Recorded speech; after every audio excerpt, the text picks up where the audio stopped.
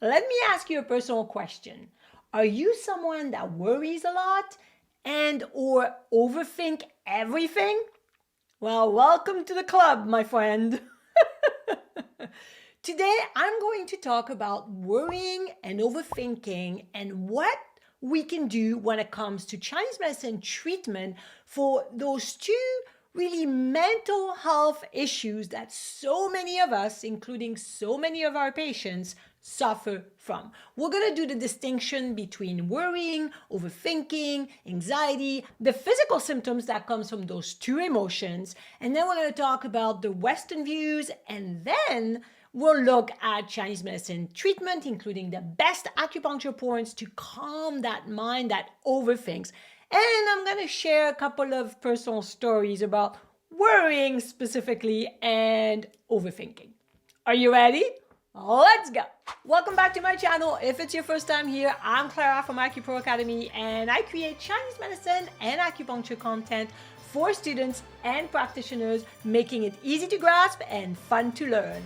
Let's go. I don't know if you can hear, but there's someone outside cutting wood with a chainsaw for the last couple of days around my house. I don't know who it is, what they do, but it's pretty loud, and I've been waiting for them to stop to record this video, but I can overthink it to death, and instead, I'm just gonna do it because I know you are gonna benefit from this. I'm an earth personality according to Chinese medicine, and if you haven't seen my videos on the 5 archetypes from the 5 elements or 5 personalities, I'll have the link in the show notes below. But I wanted to start by saying that as a child, I was worrying all the time. So it probably led to some anxiety a lot of the time, but I was a worrier. Now, I'm a Generation X. We rock, okay? We lived in a completely different way that kids live today. When I was a child, my mom was a single mother of 3, and she worked 12 hours a day every single day. I did not like to eat the food at the school because it was always cold and it always tasted bad. So I complained to my mom all the time, and she said, listen, if you can cook on the stove yourself, you can come home at lunch, because I lived literally 5 minutes walk from the school, and you can cook for yourself. And I was like, no problem. So at 8 years old, I started cooking on a gas stove. This is Gen X for you, my friends.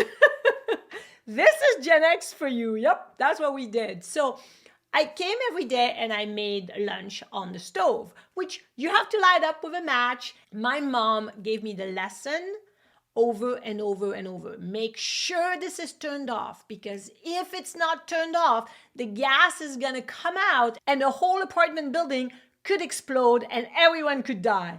Oh my gosh. When she told me this, I was obsessed with this. I don't know why, but I worried about it all the time. So my mom didn't mean to do this to me, but I constantly worried about it. So I would make my lunch. I would make sure 3 times that everything is closed and everything is turned off, no problem. Then I would go back to school and I'd be sitting in class going, oh, I don't think I closed it.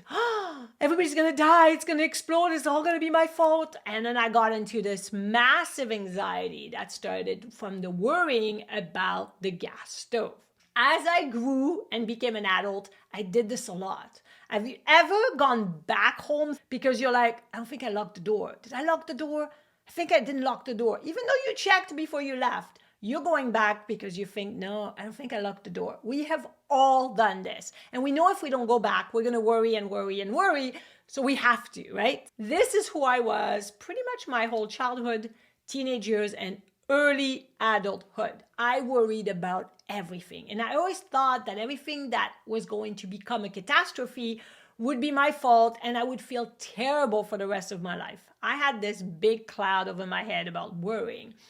With time, lots of work, lots of self-development, I learned not to do this. So yes, once in a while I worry, but boy, it doesn't take over my life like it used to be. If you're still a worrier, let me know. I would love to hear how you're coping with it. One of the best ways to cope with this is acupuncture and Chinese medicine. So that's what we're going to talk about today. Research indicates that people that worry constantly do so for about 5 to 7 hours every day. And that's when they're awake, which means if you sleep 8 hours and you have 16 hours of awake time, you are going to worry half of that. That's a lot. A lot of parents worry because of their kids, where they are, right? This is normal, but if it takes over our lives, then it becomes a problem. When I have patients coming in and I want to know what's going on, I always ask them, do you worry easily? Are you an overthinker? That's the other thing we're going to talk about. Overthinking doesn't mean necessarily we're worrying, but worrying means we are overthinking. Let me say that again. Worrying means we are overthinking, but when we overthink, we're not necessarily worrying. Yes? Now, worry can be productive because we're going to focus on a problem and we worry about it and we try to solve it. Once it's solved, we can move on. So it's not a bad thing. There's always a yin and yang or a balance to everything, right? But that's when we become obsessed with it. We worry on something that hasn't happened and we worry about something that may happen, right? Maybe you're driving in the car and you're constantly worrying you're going to get into an accident. Maybe you're constantly worrying that your child is going to get hurt while they go snowboarding. It's constant worry where we can't let go because there is nothing we can do. There's no controlling the situation and we're just continuing to worry. That's when it starts to really affect the body physically and emotionally, and it creates a lot of chronic disorders. Let's talk about this. But before we do, let's look at overthinking. Overthinking is excessive dwelling mentally on one thing. And it can be draining and unproductive. For example, someone said something to us and then we're like, what was she meaning with that? Did she mean this or did she mean that? I don't think I like the way she said that. Was she like mad at me? I don't get it. And then we start obsessing.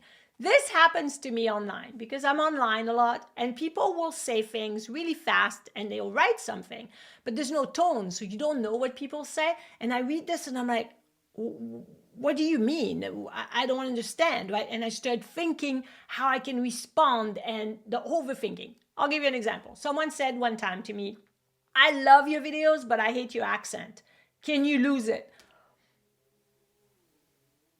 Yeah, right? How do I do that? You tell me. But the point is, then I started overthinking. How do I answer this without being, condescending? I started overthinking. How do I answer this? Being polite. But at the same time, I don't want to be polite. I want to say, what do you mean? I can't change my accent. And then I overthink things. And my husband's like, just say, okay, and then move on. He's not an overthinker. Oh, I envy that from him. I do overthink a lot of everything. When I have a patient that's struggling, I think about them. What can I do for them? What solution do I have? I'm not worrying, but I'm overthinking everything. I like to analyze and comprehend and find solution. And so sometimes I need to kind of breathe, calm down, and not take all that energy for hours and hours, and then finally found a solution, hopefully, and let it go, or at least write it down. So I learned to write down things. Once I write it down, then I don't have to think about them. That is a great solution for me anyway. The key difference between worrying and overthinking is worry is specific, overthinking is a little bit more broad. Yes? Worry can be short or long-lived. Overthinking lingers no matter what. It is not short-lived. Worry can lead to action or to overthinking. Overthinking could lead to worry too. This is the chicken and the egg. And what do you know? Worry and overthinking is related to the spleen and stomach, specifically the spleen energy system in Chinese medicine. And it is at the center of our health because it's our digestive system. So the connection of the gut and the brain. For a lot of people, when they worry so much, they get an ulcer. And they get a hole in their stomach. That's the emotion of worrying for a long period of time that eventually breaks the body down at the cellular level, which is crazy, right? And makes a hole in our stomach. So stomach and spleen definitely affected by worry and overthinking. And there's a lot of digestive system that occurs like diarrhea or constipation or nausea or vomiting when we worry so much. And for some people, overthinking. Now that often the worrying can lead to anxiety, which also comes out as maybe palpitation because it affects the heart as well, and insomnia, and more symptoms. What are the main symptoms of worrying or overthinking? Fatigue. It's exhausting. Like I said earlier, it's exhausting to do this for hours. Digestive system issues because it's related to the spleen and stomach and the digestive system. Sleep problem, insomnia, when we worry we can't fall asleep, that makes sense. Palpitation, increase in heart rate, and shortness of breath, which affects the upper jaw, the lung, the heart system, because we can't take a big breath because we are worrying. And for some people, a lot of tension, muscle tension, and headache. So that's not cool, right? If we can prevent this and calm the mind so the person can handle the situation better, then we don't have all those physical aspects that comes up. Now, another thing that happens when we look at the 5-element theory, earth generates metal. So earth is the digestive system, which is spleen and stomach. Metal is lung and large intestine, which is the immune system. So worrying and overthinking actually decrease our immune system. Because when earth is supposed to generate metal, if earth is weakened by all this worry and overthinking, it cannot generate a healthy immune system. So the immune system decreases and then we get sick all the time. So if someone comes and sees me and they have an issue with their immune system and they're like, I come to see you because I'm sick all the time and it takes me forever to recover, then I would say, okay, let's look at the whole picture and use the 5-element and see where does the root cause come from? And then when I can see that it's coming from maybe worrying, overthinking, affecting the digestive system, and maybe the person is not eating a really nutritious diet, then the immune system gets affected. So now I need to treat the immune system, but I also need to treat the root cause, which is the digestive system or spleen and stomach, and calm the mind from that worrying and overthinking. And coming up, I'm going to talk about the 3 best acupuncture points that we can use even if we don't have a TCM diagnosis for those who worry and overthink. The other sequence in the 5-element is spleen or earth controls water, which means spleen and stomach or the digestive system controls aging or kidney and bladder. So when someone worries and overthinks for many, many years, what happens is they deplete their kidney chi because the spleen and stomach overpower the kidney, and so we're going to age much faster, unfortunately. So depleting the kidneys means we're aging faster. And so again, we need to go back to trying to help and mitigate all that worry and overthinking. Yes, the 5-element is a super, super good way to look at the root cause and how many systems are affected. So when we look at treating the patients, we can treat all those systems. Yes? Okay, now let's look at the Western view when it comes to worry and overthinking. The gut produces over 95% of the body's serotonin, which affects mood, appetite, and sleep. This is why keeping your gut healthy, or spleen and stomach in Chinese medicine, is so important. See the parallel there? It's not just about digesting food. Your gut plays a big role in how you feel every day, because the gut-brain connection is so powerful.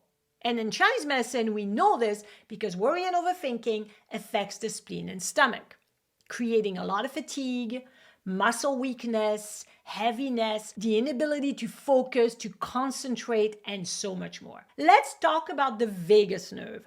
I think that is a very in and popular nerve to talk about lately. The vagus nerve is like a direct hotline between the boss, which is the brain, and the worker, which is the gut.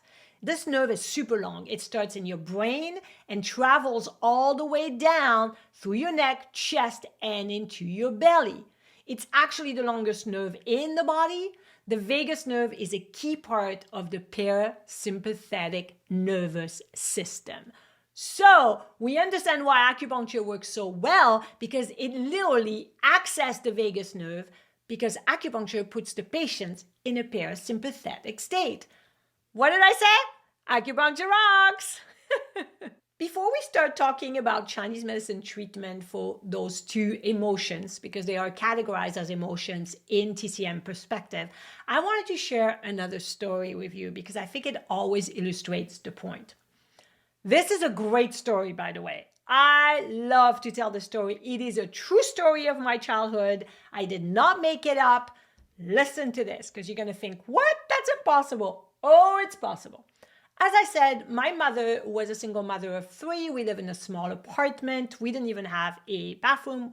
we wash in the sink, and we share the toilet at the end of the hallway.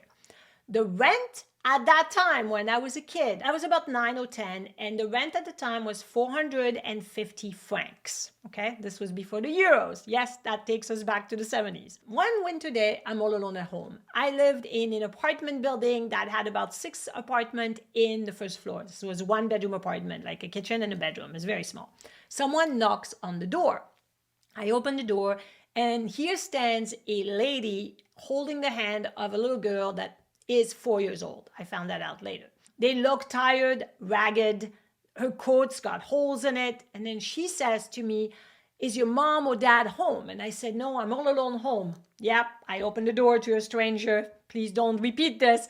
But this is what Gen X people did. They left their kids at home and they forgot to tell them to not answer the door.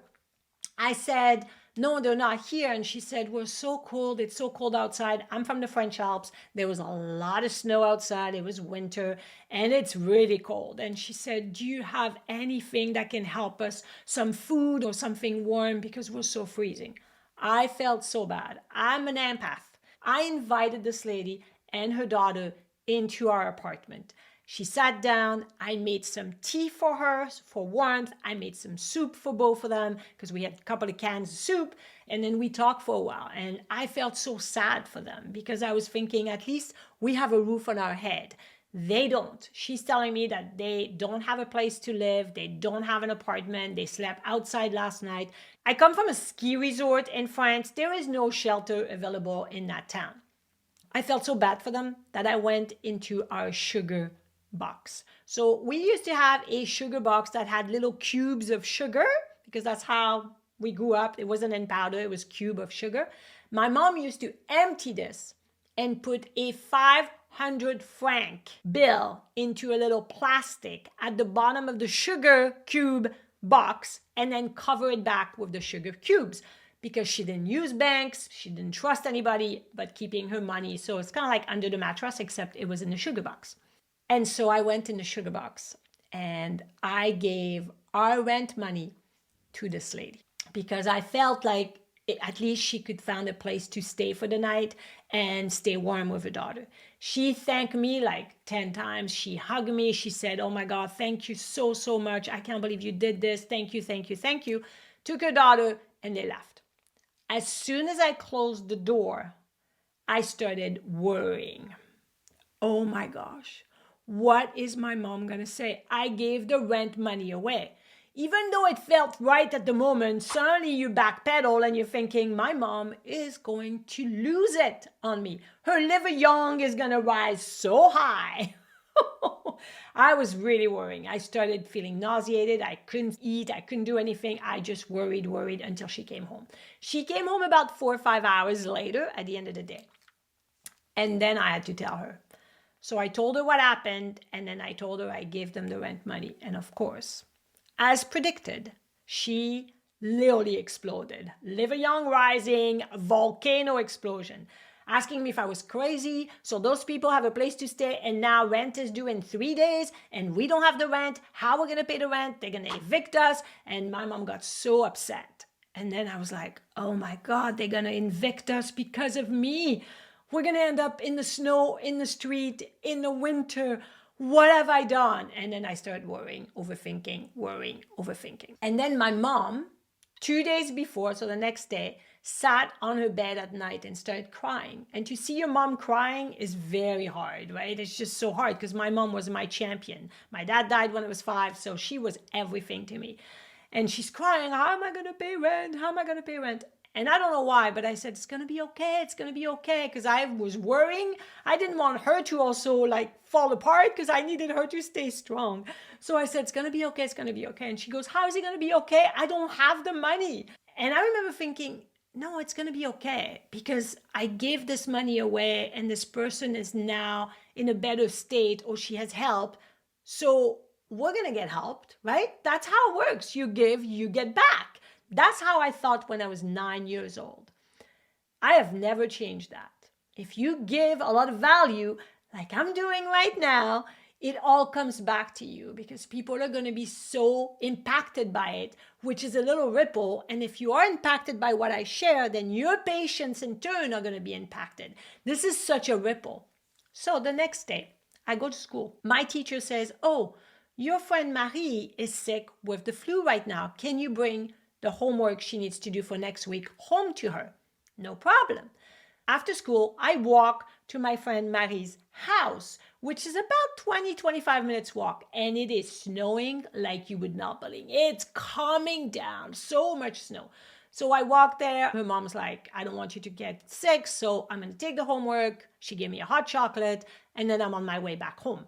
By then, it's dark because it's winter and it's 5:30, and I'm walking home and my head is down, face down. I have my hood over my head and I'm walking and it's just snowing so much. And right in front of me, as I step in the snow, I see a crumble piece of paper. I don't know why, but I felt compelled to pick up this piece of paper. And with my gloves, I unfolded it. And it was a 500 franc bill. This is a true story. I'm not making this up. This is called the law of attraction. Whatever you put out in the world, it comes back to you. So I ran all the way home with my 500 bill, so happy to have this. I ran into my house. My mom came home and I showed her the bill and I said, "Look, it fell from the sky." And my mom's like, "Where did you get this?" I said, "It fell from the sky. It was on the ground on my way home." And she goes, "Where did you get this?" I said, "I don't know. It fell from the sky. So we have the rent money for tomorrow." And that's the story. That is one of my favorite stories to talk about when we talk about how whatever thoughts, action, and things you do in the world always come back to you if you have good intention and you believe that you are giving with your heart with no agenda. Okay, so back to worrying and overthinking, because this was a positive story, right? Did you like that? Okay. Here are the causes of worrying and overthinking according to TCM.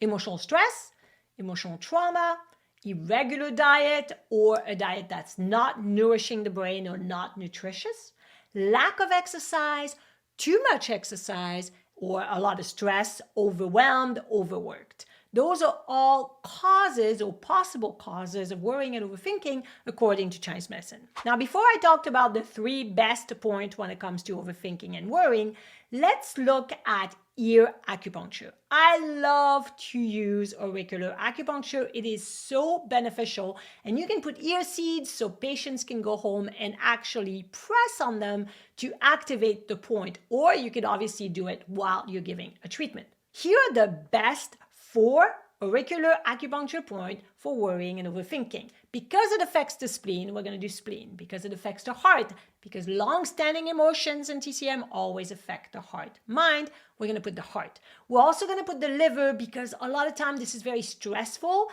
and liver gets affected by stress. And of course, Shen Men. To calm the mind, this is the gate of the mind, we always have to put Shen Men. That's it.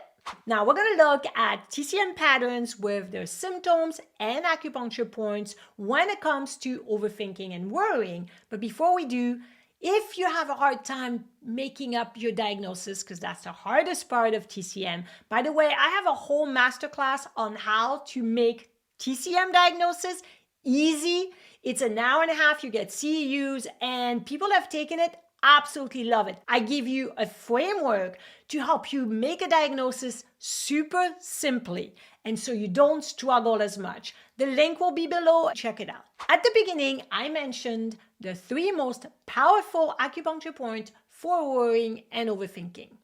If you're still not sure about your diagnosis, make sure to use those 3 points. Spleen 5.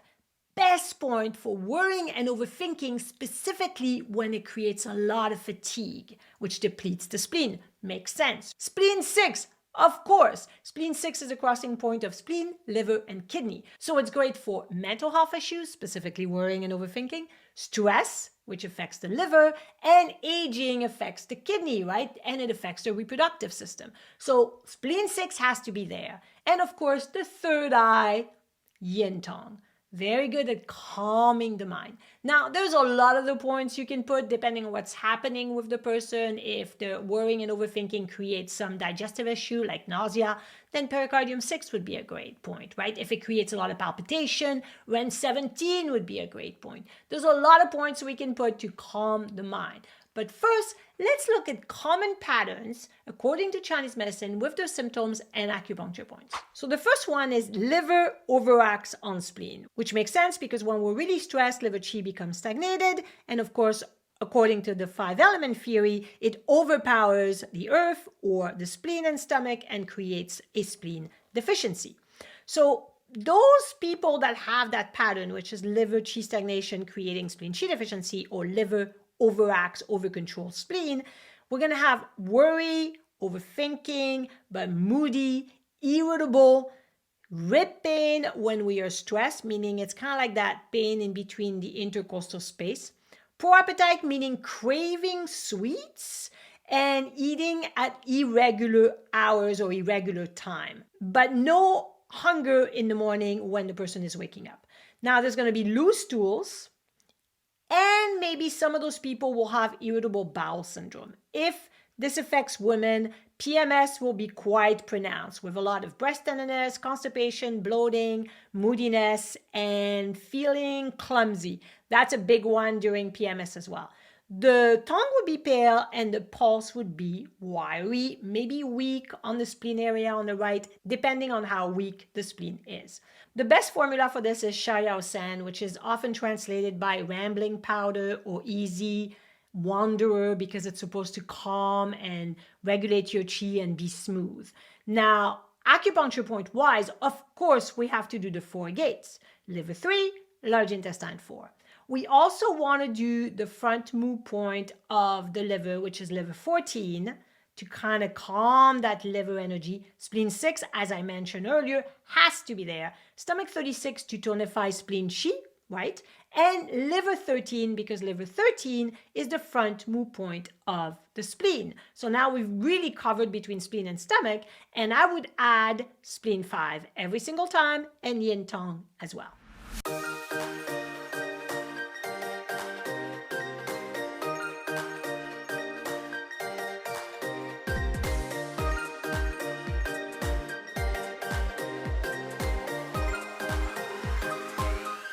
The second pattern is very common, which I see a lot in my practice, specifically with women: heart and spleen, qi and blood deficiency. Now, the person is worrying a lot, overthinks everything to the point where they are obsessive. There's obsessive thinking. They have palpitation, insomnia, and this is the kind of insomnia where they cannot fall asleep. It takes them a long time to fall asleep. They feel fatigue, specifically in the morning. They feel like their muscles are weak. They have loose stools, a pale face, poor appetite again, so which is irregular eating. They feel anxious. They have a tongue that is pale with teeth marks on the edges, and the pulse is weak. It could be choppy if there's a lot more blood deficiency. Now, if there's a lot more blood deficiency, there's also going to be poor focus, poor concentration as well. A great formula for that is Gui Pi Tong, which is a formula that means nourish the spleen formula and is perfect for heart and spleen qi and blood deficiency. Now, we could use the backshoe point of spleen and heart, which is bladder 20 for spleen and bladder 15 for heart. Obviously, we are going to tonify qi with stomach 36. And we can also tonify blood with liver 8. Stomach 36 also tonify blood as well, so it's kind of dual function.